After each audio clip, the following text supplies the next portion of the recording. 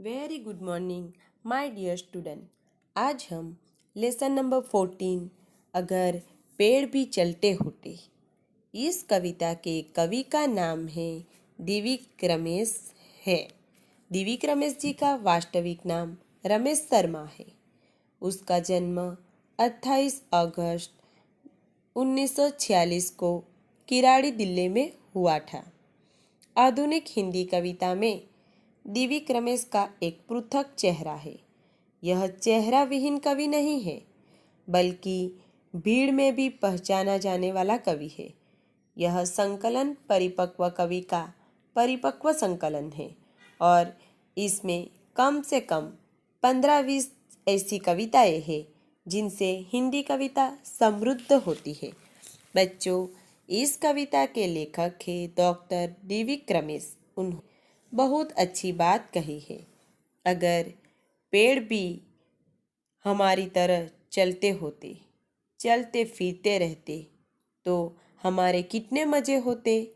हमें जब भी जी करता हम पेड़ को बांधकर यहाँ से वहाँ ले जाते। कभी उसके नीचे बैठते, कभी उसके ऊपर बैठते, कभी उसके फल खाते। इन चीज़ों को लेखक ने बड़ी सुंदर तरीके से इस कविता के माध्यम से हमें समझाने की कोशिश की। इन्होंने कल्पना की है कि अगर पेड़ चलते तो हम मनुष्य क्या क्या करते। तो चलो शुरू करते हैं कविता और समझते हैं। अगर पेड़ भी चलते होते, अगर पेड़ भी चलते होते, कितने मज़े हमारे होते, कितने मज़े हमारे होते। बांध तने में उसके रस्सी, बांध तने में उसके रस्सी, चाहे जहाँ कहीं ले जाते, चाहे जहाँ कहीं ले जाते। जहाँ कहीं भी धूप सताती, जहाँ कहीं भी धूप सताती, उसके नीचे झट सुस्ताते, उसके नीचे झट सुस्ताते। जहाँ कहीं वर्षा हो जाती, जहाँ कहीं वर्षा हो जाती, उसके नीचे हम छिप जाते, उसके नीचे हम छिप जाते। भूख सताती अगर अचानक, भूख सताती अगर अचानक, तोड़ मधुर फल उसके खाते, तोड़ मधुर फल उसके खाते। आती कीचड़ बाढ़ कहीं तो, आती कीचड़ बाढ़ कहीं तो, झट उसके ऊपर चढ़ जाते, झट उसके ऊपर चढ़ जाते। अगर पेड़ भी चलते होते, अगर पेड़ भी चलते होते, कितने मज़े हमारे होते। डॉक्टर दिव्यक रमेश।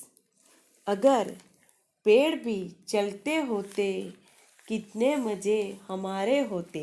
अगर पेड़ भी चलते होते, कितने मज़े हमारे होते। कवि कहते हैं कि अगर पेड़ भी हम मनुष्य की तरह चलते तो कितने मज़े हमारे होते। हम कितने मज़े करते, क्या क्या करते। बांध तने में उसके रस्सी, बांध तने में उसके रस्सी, चाहे जहाँ कहीं ले जाते, चाहे जहाँ कहीं ले जाते। कवि कहते हैं कि हम पेड़ पर रस्सी बांधकर जहाँ दिल करता पेड़ को वहाँ ले जाते। जहाँ कहीं भी धूप सताती, जहाँ कहीं भी धूप सताती, उसके नीचे झट सुस्ताते, उसके नीचे झट सुस्ताते। कवि कहते हैं कि अगर पेड़ चलते तो हम उसके तने में रस्सी बांधकर उसको साथ ले जाते। जब कहीं पर हमें धूप सताने लगती, जोरों की धूप हमारे ऊपर पड़ती, तो हम उसके नीचे तुरंत बैठकर अपना आराम करते। जहाँ कहीं वर्षा हो जाती, जहाँ कहीं वर्षा हो जाती, उसके नीचे हम छिप जाते, उसके नीचे हम छिप जाते। फिर कहते हैं कवि, अगर बारिश होती, वर्षा होती, तो तुरंत हम पेड़ के नीचे बैठ जाते, छुप जाते। भूख सताती अगर अचानक, भूख सताती अगर अचानक, तोड़ मधुर फल उसके खाते, तोड़ मधुर फल उसके खाते।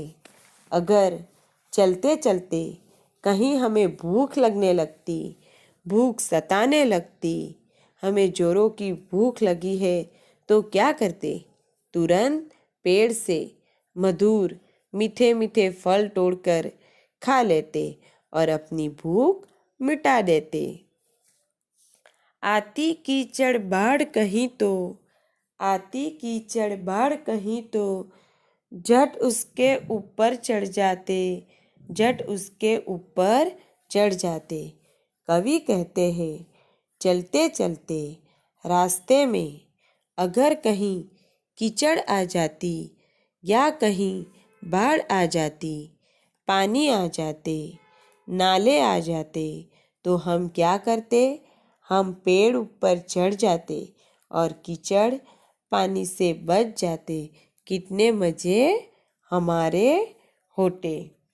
अगर पेड़ भी चलते होते, अगर पेड़ भी चलते होते, कितने मज़े हमारे होते। लेखक कहते हैं कि अगर पेड़ भी हम मनुष्य की तरह चलते तो कितने मज़े हमारे होते, हम कितने मज़े करते, क्या क्या करते। प्रस्तुत कविता में दर्शाया गया है कि कवि ने अपनी कल्पना से पेड़ों को गतिशील होते हुए दिखाया है। सच में कविता बहुत ही रोचक है। अगर सोचो बच्चे, अगर कल्पना करो, अगर कभी पेड़ चलने लगे तो कितने मज़े आएंगे हमें। हम ठीक उसी प्रकार करेंगे। वैसे लेखक ने लिखा है कि हम पेड़ को जहाँ डील करें वहाँ ले जाते, उसके मध्य मधुर फल खाते, उसके नीचे आराम करते, बारिश से छूप जाते, कीचड़ से बचने के लिए उसके ऊपर चढ़ जाते। है ना?